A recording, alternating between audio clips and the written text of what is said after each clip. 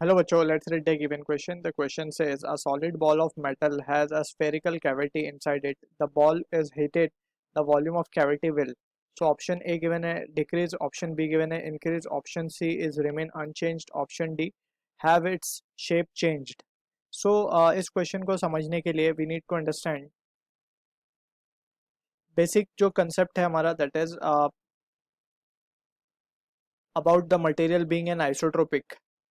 things. Alright, so isotropic का मतलब ये है कि the material first of all should have been made of the same material. ठीक है, so यहाँ पे अगर हम consider करते हैं, let's suppose हमारे पास कोई sphere है, ठीक है, और उसमें हमने एक cavity की है, ठीक, और let's suppose जो sphere का radius है capital हम R1 मान लेते हैं और जो हमने cavity की है उसका radius हम R2 मान लेते हैं, ठीक है ना, और initially let's say temperature T1 है body का and it is been raised to T2, ठीक है, अब क्या होगा,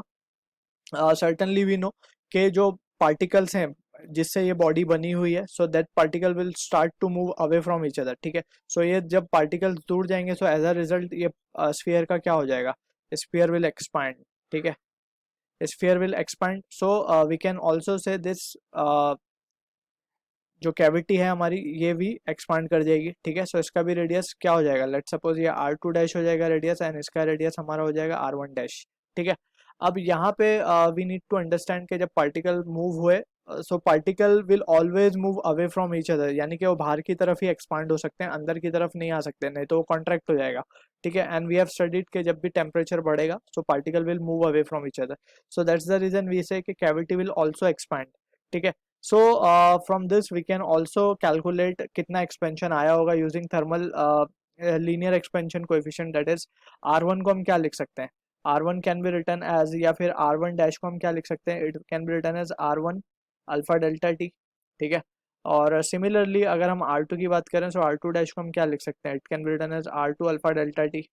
alpha is the coefficient of linear expansion, और अगर हमें वॉल्यूम ढूंढना होगा so we can say let suppose initial volume हम मान लेते हैं इस कैविटी का V था, so V dash will be the afterward volume, so V dash क्या हो जाएगा हमारा, V डैश को हम लिख सकते हैं V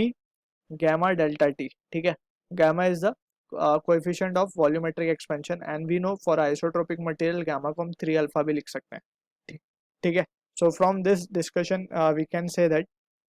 वॉल्यूम भी क्या होगा कैविटी का बढ़ जाएगा, so option B is the answer to the question. I hope you understood the solution, all the best.